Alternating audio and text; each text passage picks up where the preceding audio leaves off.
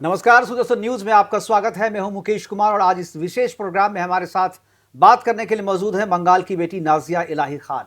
नाजिया इलाही खान के बारे में अगर आप जानना चाहेंगे तो अल्पसंख्यक मोर्चा बीजेपी का जो है उसकी एक सदस्य हैं, पेशे से लॉयर हैं, वकील हैं, तेज तर्रार है। इनको अक्सर आप टेलीविजन में देखते सुनते होंगे जो किस तरीके से ये अपने पार्टी की और अपने आइडियोलॉजी की वकालत करती हैं। लेकिन पार्टी में इनकी छोटी सी कद है, इनका बहुत ही छोटा कद है पार्टी में, लेकिन इनसे डरने वाले जो लोग हैं उनका कद बहुत बड़ा है। ममता बनर्जी की मैं बात कर रहा हूँ, मुख्यमंत्री हैं बंगाल की, वेस्ट बंगाल की। और जब से ये डॉक्टर वाला मामला हुआ है और जब से नाजिया इलाही ने हमला करना शुरू किया है, जब से सवाल पूछने शुरू किए हैं, तब से ममता बनर्जी के होश उड़े हुए हैं। नाजिया खुद हमारे साथ हैं। नाजिया, स्वागत है आपका हमारे साथ। नाजिया, आप कहने को बीजेपी में एक सदस्य हैं अल्पसंख्यक मोर्चे में, इतने छोटे से कद के आप पार्टी में कोई बड़ी हैसियत नहीं है आपकी, लेकिन जो सरकार में जो सबसे बड़ी हैसियत पे बैठी जो महिला है वो आपसे डर रही हैं। ऐसा क्या है आप में? बचपन से हम एक कहानी सुनते थे ना कि एक हाथी मर गया, चींटी ने मार दिया। तो सवाल मेरे इतने कठोर और इतने कठिन होते हैं कि वो उत्तर दे नहीं पाती हैं। अब आज ही मैंने सुबह में ये पूछ डाला है कि आखिर polygraphy test health minister West Bengal का क्यों नहीं होना चाहिए। संदीप का होगा बहुत अच्छी बात है, संजय का होगा बहुत अच्छी बात है, लेकिन जो हेल्थ मिनिस्टर हैं उनका क्यों नहीं होना चाहिए? क्योंकि सीरीज ऑफ केसेस है जिसमें विक्टिम्स को कभी भी न्याय मिला ही नहीं है। उस सीरीज ऑफ केसेस को देखिए, बहुत आश्चर्य होता है कि बिल्कुल। एक चीज मैं दर्शकों को ये भी बता दूं जी कि जो हेल्थ मिनिस्टर वो ममता बनर्जी हैं, केवल मुख्यमंत्री ना समझे। जो जिन लोगों को पता नहीं है मैं उनके लिए बता रहा हूँ कि नाजिया क्यों कह रही हैं कि हेल्थ मिनिस्टर का हो, और शायद यही वजह है। इसी तरीके के सवाल जो पूछती हैं शायद इसीलिए ममता जो। अच्छा, एक चीज़ मैं बताऊँ, आप इतने कड़े सवाल पूछती हैं, इतना आपने, ममता ने आज तक आप पे कार्रवाई क्यों नहीं की है? हाँ, कार्रवाई हुई है। इवन परसों भी मेरे ऑफिस में पोर्ट एरिया से एक नोटिस आ गया है। अच्छा, एक नोटिस ऐसा नहीं है कि वो सिर्फ अपने राज्यसभा एमपी को नोटिस दे रही हैं या प्रोटेस्टर्स को नोटिस दे रही हैं या डॉक्टर्स जो प्रोटेस्ट कर रहे हैं, जो इंसाफ मांग रहे हैं उनको नोटिस दे रही हैं, वो मुझे भी नोटिस दे रही हैं। नोटिस आपको मिल गया, चलिए सौभाग्यशाली हैं। हाँ। जरा सीरीज में जो आप बता रही थी जरा वो बताएं। सीरीज देखिए, पार्क स्ट्रीट 2012, नासिर खान बाहर है और अपनी जिंदगी की अय्याशियों को बहुत अच्छे से लपेट रहा है और रोटी और बोटी कई मुसलमान टीएमसी के नेता मंत्रियों से ले रहा है। नासिर खान का अगर फोन सीज कर ले सीबीआई अभी इसी वक्त, तो कितने ही लाल बाजार हेडक्वार्टर के जो सुपीरियर ऑफिसर है उसका नासिर खान से दोस्ताना रिश्ता है। अब आप सोचिए कि बलात्कारियों से जो हीनियस क्राइम करता है उससे दोस्ती रखता है लाल बाजार हेडक्वार्टर का सुपीरियर ऑफिसर। अब आते हैं कामदनी गैंगरेप मर्डर। उस वक्त भी स्वास्थ्य मंत्रालय हमारी प्रिय मुख्यमंत्री ममता बनर्जी के पास था। उनका भी शव को जलाने में बहुत जल्दबाजी थी। 2012 का मामला है। हाँ जी, 2013 का। 2013 और 3 बार उसका बलात्कार हुआ था। वो जब जाती थी थाना में रिपोर्ट दर्ज करवाने के लिए, तब उसका बलात्कार होता था। और शव जलाने में इतनी जल्दी थी और डेथ सर्टिफिकेट इशू करने में इतनी जल्दी थी कि अगर सही से दोबारा उस केस को रीओपन कर दिया जाए तो शव पहले जला है, डेथ सर्टिफिकेट बाद में इशू हुआ है। अब देखिए, Madhyamgram rape case 2013, Jadavpur university rape case 2014, Gangnapur rape and murder case 2015, उसके बाद बमन घाटा रेप केस 2017, संदेश खाली rape case 2020, Hanskhali rape and murder case 2022, Diamond Harbour gang rape case 2023, RG Kar medical college doctor बेटी। ये मैं वो केसेस बता रही हूं जो हाईलाइट हुआ है। पर इन केसेस जो हाईलाइट हुआ है, जो पूरी दुनिया को पता चला है, उसमें से सिर्फ एक केस बताइए जिसमें इंसाफ मिला है विक्टिम को। यूं अगर देखा एक चीज नाजिया, ये जितने भी केसेस आप बता रही हैं और जितने भी जो, ये तो हेल्थ में और एडुकेशन में, ये सारे मामले जो हैं, जितने घोटाले वेस्ट बंगाल में हुए, इन दोनों डिपार्टमेंट में ज़्यादा हुए और दोनों की मंत्री जो है मुख्यमंत्री हैं। मुख्यमंत्री ये जानती है कि ये दोनों मामले, ये जो दोनों डिपार्टमेंट है, ये हमेशा कंट्रोवर्सी इसमें रही। तो क्या मुख्यमंत्री, जैसे अब अरविंद केजरीवाल हैं, किसी भी डिपार्टमेंट को अपने पास रखते ही नहीं है, फंसना ही नहीं है, क्या मुख्यमंत्री जानती है इस बात को और इसलिए उसको बचाने के लिए, प्रोटेक्ट करने के लिए दोनों डिपार्टमेंट अपने पास रखी हुई हैं, या उनकी मजबूरी है इसको रखने के लिए, प्रोटेक्ट करने के लिए? क्यों आपको लगता है कोई दूसरे व्यक्ति को भी तो बनाया जा सकता है? मुख्यमंत्री इस डिपार्टमेंट का हेड या मंत्री, ये दोनों डिपार्टमेंट मंत्री अपने पास अक्सर मुख्यमंत्री गृह मंत्रालय रखते हैं अपने पास, लेकिन ये हेल्थ और एजुकेशन अक्सर मिनिस्टर, मुझे लगता है कि पहली ऐसी मुख्यमंत्री हैं जो ये दो विभाग जो है अपने पास रखी हुई। इसके पीछे क्या वजह मानती हैं आप? देखिए, वो सिर्फ हेल्थ मिनिस्टर नहीं, हमारी चीफ मिनिस्टर हैं वो, हमारी हेल्थ मिनिस्टर हैं वो बंगाल की, उसके बाद फिर हमारी होम मिनिस्टर हैं, उसके बाद हमारी माइनॉरिटी मिनिस्टर भी वही है। माइनॉरिटी मिनिस्टर भी और होम मिनिस्टर तो मुझे समझ में आता है, माइनॉरिटी उनका हाँ, वोट बैंक है और हेल्थ तुष्टीकरण के लिए करना है, और गृह मंत्रालय चूंकि पावर अपने पास रखना है, पुलिस अपने पास रखना है, तो ज्यादातर मुख्यमंत्री गृह जो है वो अपने पास रखते हैं, इतना तक तो समझ में आता है। लेकिन एजुकेशन और जो हेल्थ है वो हमेशा दूसरे लोगों को दिया जाता है। स्कैम को कैसे संभालेंगे? स्कैम संभालना भी तो है। किसको नहीं पता है कि पश्चिम बंगाल में बलात्कार धड़ल्ले से होता है? किसको नहीं पता है कि एजुकेशन विभाग में स्कैम धड़ल्ले से होता है? किसको नहीं पता है कि माइनॉरिटी के नाम पर जो भी वक्फ की जमीन है उसको पूरा हड़प कर लिया गया है? किसको नहीं पता है कि हर एक जितने भी सरकारी अस्पताल हैं उसमें किस तरह से स्कैम हो रहा है? अभी तो सीबीआई ने सिर्फ एक रेप और मर्डर के लिए स्टेप इन किया है। ये जो दोनों डिपार्टमेंट है इसका कट मनी जाता है मुख्यमंत्री को सीधा पार्टी कोष में, ऐसे भी लोग बता रहे थे, ये दोनों डिपार्टमेंट से हेवी कट मनी जाता है। देखिए, मुझे ऐसा लगता है कि जरा सीबीआई को भाईपो की तरफ भी देखना चाहिए कि कट मनी डिपार्टमेंट कौन संभाल रहा है। एक चेयर वो संभाल नहीं है, लेकिन कैलकुलेटर लेकर के हिसाब किताब कौन कर रहा है वो भी थोड़ा घर परिवार में अंदर में देखना चाहिए। मेरा मानना है कि संदीप घोष को Mamata Banerjee as a chief minister of West Bengal और as a home minister of West Bengal और as a health minister of West Bengal क्यों बचा रही हैं? और आज से नहीं, 2021 से उसको बचा रही हैं। उसका कहीं भी ट्रांसफर होता है दोबारा उसको बुला लिया जाता है। तो इसलिए मैंने कहा कि ममता बनर्जी का as a health minister of West Bengal उनका पॉलीग्राफी चेक होना चाहिए। जो बच्ची के साथ हादसा हुआ है वो दोबारा हमारे बंगाल में ना हो और पूरा भारत ऐसा मशाल लेकर के रैली प्रोटेस्ट ना करे दोबारा फिर से। अभी इस केस के बारे में जिन लोगों ने भी जानकारी दी, जिन लोगों ने शेयर किया सोशल मीडिया पे कोई इन्फॉर्मेशन, उनके बारे में कहा तो उनको भी नोटिस जा रहा है। बहुत सारे डॉक्टरों को भी गया, बहुत सारे जो सोशल मीडिया एक्टिविस्ट हैं उनको भी गया है, अपने सांसद को भी वो नोटिस भेज रही हैं।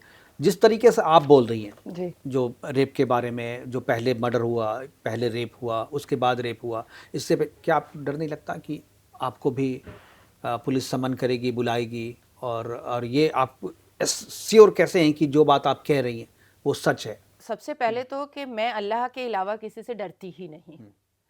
द सेकेंड थिंग इज कि पुलिस ने क्या कलकत्ता पुलिस ने क्या नहीं किया है मेरी जुबान को बंद कराने के लिए, वो मैं जानती हूँ, मेरा परिवार जानता है। द थर्ड थिंग इज कि सांच में कभी आंच नहीं होता है, सच हमेशा सामने रखना चाहिए। इस हमारे पश्चिम बंगाल में जितनी भी संवैधानिक महिलाएं हैं उनका शब्दों से गैंग रेप तो रोज होता है सोशल मीडिया के तहत। एक मशीनरी काम करती है तृणमूल कांग्रेस पार्टी की, जो हमें ट्विटर पर गालियां परोसती है, हमें सोशल मीडिया पर गालियां परोसती है और हमारे शरीर के एक एक अंग को घीटा जाता है। तो वर्चुअल रेप, गैंग रेप तो हमारा रोज होता है। फिजिकल गैंग रेप जो हो रहा है, कम से कम उसके लिए हम महिलाएं नहीं आवाज उठाएंगे तो फिर कौन उठाएगा भैया? वो तो मुंह बंद कराने की कोशिश करेंगी ही भैया। आर्जिकल हॉस्पिटल के अंदर जो बॉडी था उसका व्यापार चल रहा था, जो जिस बॉडी का वारिस है उसका व्यापार चल रहा था। आर्जिकल हॉस्पिटल का अगर आप डेटा निकालेंगे 2021 से लेकर के 2024 तक में डिलीवरी होने के बाद बच्चे कितने मरे हैं? डिलीवरी होने के बाद बच्चे मरे हैं। क्यों मर रहे हैं आर्जिकल में? उसके बाद फिर आप सोचिए कि आप वेस्टेज बॉडी को, जिसका वारिस बाहर में खड़ा है, आप उसको बेच दे रहे हैं। उसके बाद फिर जितने भी पश्चिम बंगाल में सरकारी अस्पताल हैं उसमें अननोन लोग भिखारी बन करके बैठे रहते हैं और वहां पर चरस गांजा का पूरा सप्लाई चल रहा है। क्यों चलेगा? ये कैसा सरकारी अस्पताल है? उसके बाद फिर आप सोचिए कि आज हमारी मुख्यमंत्री कह रही है नहीं, जो क्रिमिनल है, जिसने इतना बड़ा पाप किया है, उसको फांसी दो। आप कैसी मुख्यमंत्री हैं? आपको जरा भी शर्म नहीं आ रही है कि आपने इंक्वायरी नहीं किया कि संजय का चरित्र इतना खराब था, वो अपनी 4-4 बीवियों को मारता पीटता था। आपने इंक्वायरी नहीं किया उसको सिविक पुलिस बनाने से पहले कि वो दारू पीता था, वो चरस लेता था, वो पॉर्न मूवी देखता था, और आपने पुलिस में ले लिया उसको। अब आती है बात कि हम अपनी सुरक्षा के लिए पुलिस को पुकारते हैं, यहां पुलिस ही रेप कर रहा है और मर्डर कर रहा है। तो चारों तरफ से ममता बनर्जी को तो जवाब देना ही पड़ेगा भाई। अगर वो जवाब नहीं देंगी तो कैसे चलेगा? हमारा दुर्भाग्य है कि जिस राज्य में एक महिला मुख्यमंत्री है, उस राज्य में कभी भी किसी भी महिला विक्टिम के साथ ममता बनर्जी सामने आई ही नहीं। ट्रिपल तलाक के वक्त में जब 2015 में मेरा पिटीशन गया था, आप मुझे बताइए कि क्या कभी भी ममता बनर्जी साहिबा ने किसी भी 3 तलाक की पीड़िता का हाथ पकड़ करके रैली किया? बिल्कुल ठीक है, लेकिन हम लोग इस मेडिकल वाले में बता रहे हैं। एक जो चीज़ अभी जो आज सीबीआई ने अपनी रिपोर्ट सौंपी है, रिपोर्ट अभी पब्लिक में आया नहीं है, लेकिन क्या आपको लगता है जो मर्डर लोग जो पॉइंट आउट कर रहे हैं कि लाश को ला करके बाहर से मारने के बाद वहाँ पे रखा गया है जी। और जो रेप वाला मामला है वो रेप बाद में हुआ, क्या आपको लगता है कि इसमें कोई सच्चाई है? क्या आप लोग के पास कोई जानकारी है? और अगर उस हॉस्पिटल में इतना बड़ा रैकेट चल रहा था तो इससे पिछली जो सरकारें थी वो क्यों नहीं दोषी है? क्योंकि ऐसा ही 4 साल 10 साल से तो नहीं, ऐसा तो कह रहे हैं कि नहीं, सीपीएम के टाइम से ये होता चला आया है। 2001 से अगर आर्जिकल हॉस्पिटल का डेटा निकाला जाएगा तो हजारों नर्सेज ने और हजारों स्टाफ्स ने सुसाइड किया है।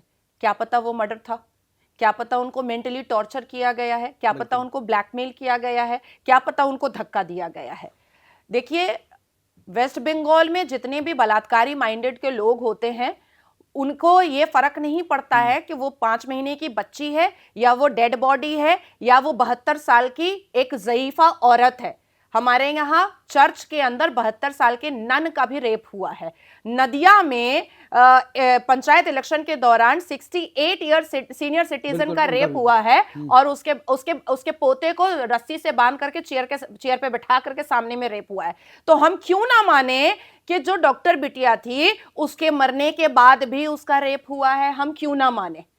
हमको तो मानना पड़ेगा। इतिहास है, उसके हिसाब से तो आप ये कर सकते हैं। इतिहास तो है। ये जो इस तरह की घटनाएं बंगाल में हो रही है, लगातार बढ़ रही हैं और इस घटना के बाद से भी लगातार घटनाएं आ ही रही हैं, समाचार आ ही रहे हैं। क्या आपको लगता है कि बंगाल की जनता जिस तरीके से स्वतः स्फूर्त सड़कों पे है, क्या आपको लगता है कि ममता अभी डरी हुई है? क्योंकि हर एक सेक्शन, कोई भी ऐसा सेक्शन नहीं है समाज का जो सड़क पे नहीं है।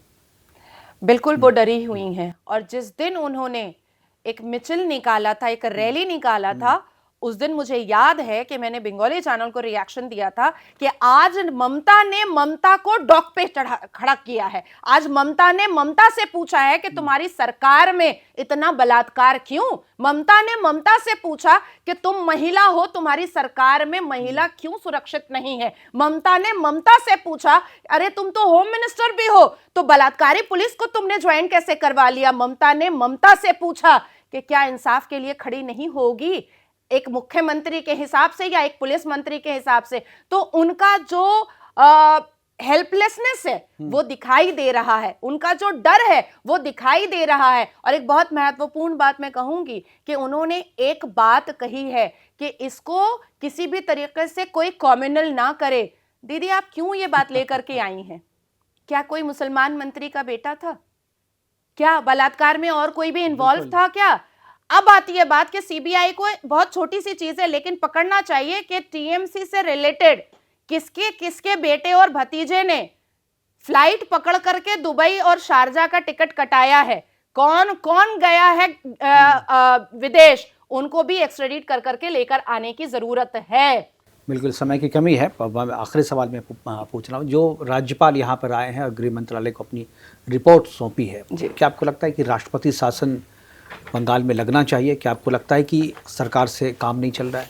जी, मैंने भी रिपोर्ट सौंपी है कल ही राष्ट्रपति जी को, मैंने भी, और एक सीजीआई को मैंने रिपोर्ट सौंपी है कि आर्टिकल 356 के हिसाब से हमारे पश्चिम बंगाल में हर हाल में प्रेसिडेंशियल रूल होना चाहिए और अगर हमेशा के लिए नहीं या 2026 के इलेक्शन तक के लिए लेकिन कम से कम जब तक ये केस क्रैक ना हो जाए और हमारी डॉक्टर बिटिया को इंसाफ ना मिल जाए, तब तक के लिए प्रेसिडेंशियल रूल की हमारे पश्चिम बंगाल में जरूरत है। नहीं तो पुलिस अपना डर दिखा करके, पुलिस गुंडागर्दी कर करके जनता को परेशान करता रहेगा, प्रोटेस्टर्स को परेशान करता रहेगा। थैंक यू नाजिया, हमारे साथ Thank you बात so करने much. के लिए। आपने बहुत ही खुल करके बात करी और नाजिया खान थी हमारे साथ, जो खुल करके बात कर रही थी और ममता बनर्जी पर डायरेक्ट अटैक भी कर रही थी। और इनका कहना है कि वहाँ पर राष्ट्रपति शासन लगना चाहिए, लेकिन क्या सिर्फ राजनीतिक परिवर्तन से इस तरीके के हादसे रुक जाएंगे? क्या समाज में भी परिवर्तन की जरूरत है? इसमें भी चर्चा होनी चाहिए। फिलहाल अभी के लिए इतना ही, दीजिए इजाजत, नमस्कार।